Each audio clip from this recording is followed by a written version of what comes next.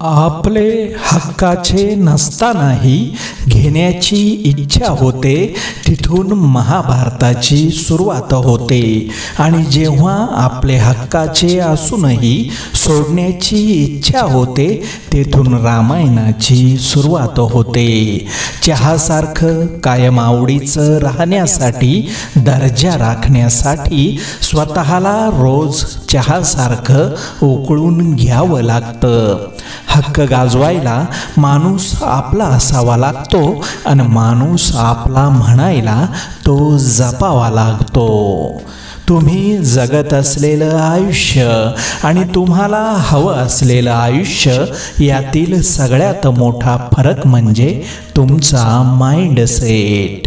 संगत अशी ठेवा जे तुम्हाला सोबत घेऊन चालण्याला योग्य समजतील, पाठीमागे ढकलण्याला नाही. आयुष्यात स्वप्न आपल्या वयाच्या जोरावर नाही, तर आपल्या सामर्थ्याच्या जोरावर बघायचे असतात.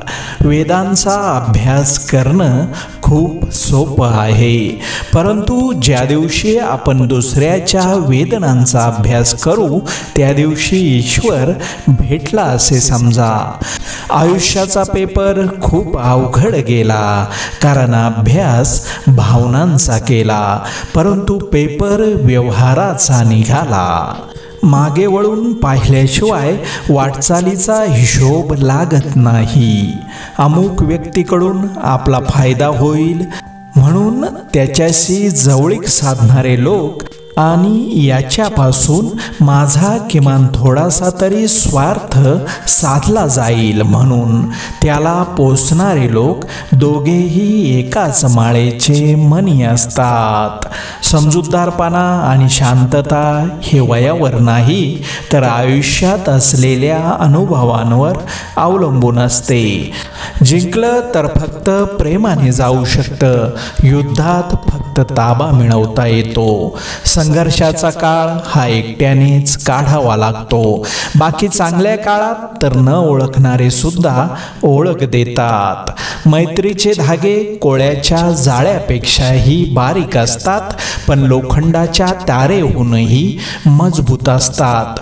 तुटले तर श्वासानेही तुटतील, नाहीतर वज्राघातानेही तुटणार नाहीत. आयुष्यात भरपूर तक्रारी आहेत, पण जोपर्यंत तुम्ही लढण्याची हिम्मत दाखवता तोपर्यंत तुमच्यासाठी त्या तक्रारी शून्य आहेत.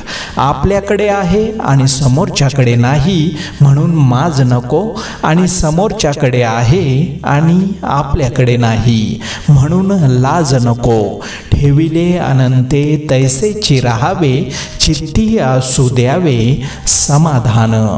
नियत कितीही चांगली असू द्या, ही दुनिया आपल्या दिखाव्यावरून आपली किंमत ठरवत असते, आणि आपला दिखावा कसाही असू द्या, परमेश्वर आपली नियत ओळखूनच आपल्याला फळ देत असतो.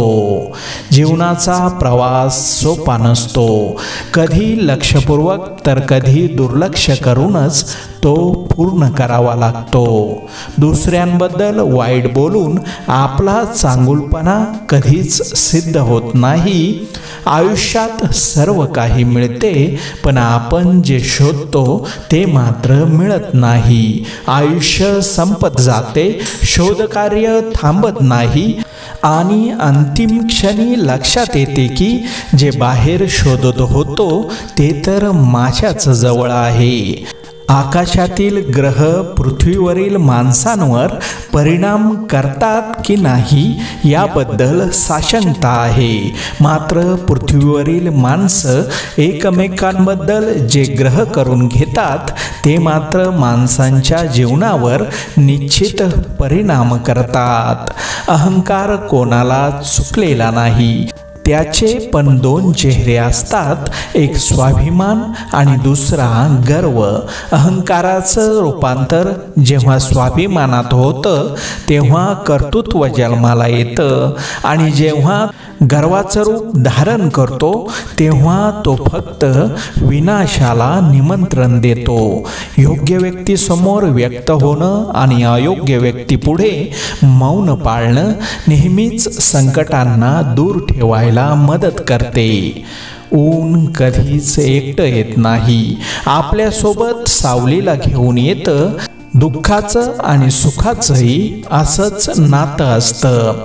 आपल्याला हवा असलेला आनंद स्वतःमध्ये शोधला की मग कोणाचं असणं नसणं हायलाईट होत नाही.